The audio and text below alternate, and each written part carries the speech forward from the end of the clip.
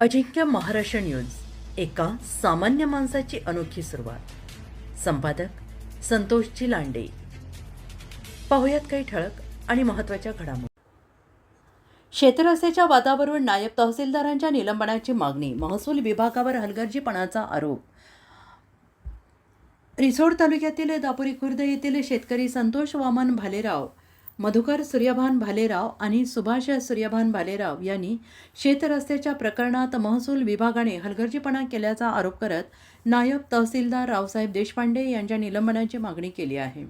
शेतकरी मोतीराम पांडुरंग बेदरे यांनी शेतात जाण्याचा रस्ता अडवल्याची वारंवार लेखी तक्रार करूनही आजपर्यंत रस्ता मोकळा करण्यात आलेला नसल्याचा त्यांचा दावा आहे. शेतकऱ्यांच्या म्हणण्यानुसार यापूर्वी दिलेली तक्रार नायब तहसीलदारांनी स्वीकारण्यास नकार दिला होता. तसेच 4 ते 5 वेळा पंचनामे करूनही प्रत्यक्षात कोणतीही ठोस कारवाई करण्यात आली नसल्याचा आरोप त्यांनी केला आहे.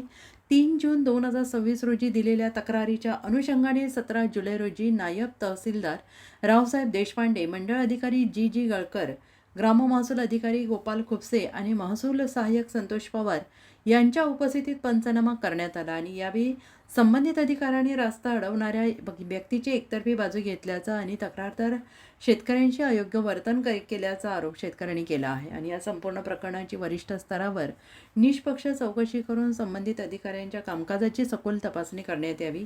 नियमभंग अथवा कर्तव्यात कसूर आढळल्यास त्यांच्यावर कठोर प्रशासकीय कारवाई करून निलंबित करावे.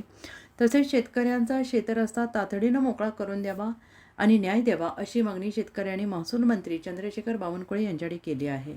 या आरोपांबाबत संबंधित महसूल अधिकाऱ्यांची भूमिका अद्याप समोर आलेली नाही. अजिंक्य महाराष्ट्र न्यूज सोबत प्रतिनिधी संतोष भालेराव.